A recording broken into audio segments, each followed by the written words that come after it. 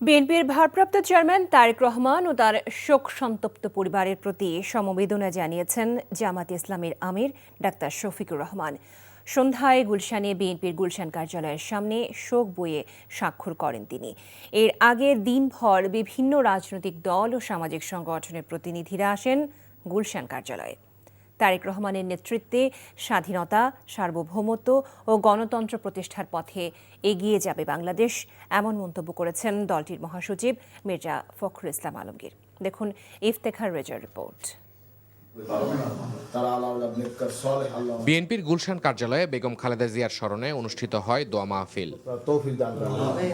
বেগম জিয়ার প্রতি শ্রদ্ধা জানিয়ে গুলশান কার্যালয়ে রাখা শোক বইয়ে স্বাক্ষর করেন দেশের বিভিন্ন রাজনৈতিক ব্যক্তিবর্গ, বিশিষ্টজন, ব্যবসায়ী নেতা এবং ঢাকায় নিযুক্ত বিভিন্ন দেশের কূটনীতিক। শোক বইতে স্বাক্ষর করেন ব্যক্তি ও প্রতিষ্ঠানের প্রতিনিধিরাও।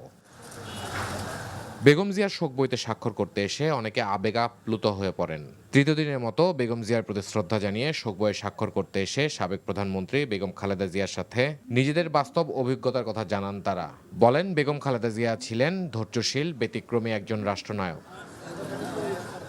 স্বৈরাচারের বিরুদ্ধে এবং বহুদলীয় গণতন্ত্রের প্রতিষ্ঠাতা, গণতন্ত্রকে পুনরুদ্ধার করার আন্দোলনে যিনি নির্ভীক সাহসী ভূমিকা পালন করেছিলেন, তিনি ছিলেন আমাদের দেশনেত্রী বেগম খালেদা জিয়া। বেগম খালেদা জিয়ার মহাপ্রয়াণে আমরা গভীরভাবে শোকাহত। তিনি একজন অসাম্প্রদায়িক মানুষ ছিলেন। এ সময় বিএনপি মহাসচিব মির্জা ফখরুল ইসলাম আলমগীর বলেন, বেগম জিয়ার বিরল ব্যক্তিত্ব, তার প্রতি মানুষের আবেগ, ভালোবাসা বাংলাদেশ জাতীয়তাবাদী দলকে আরো শক্তিশালী করবে।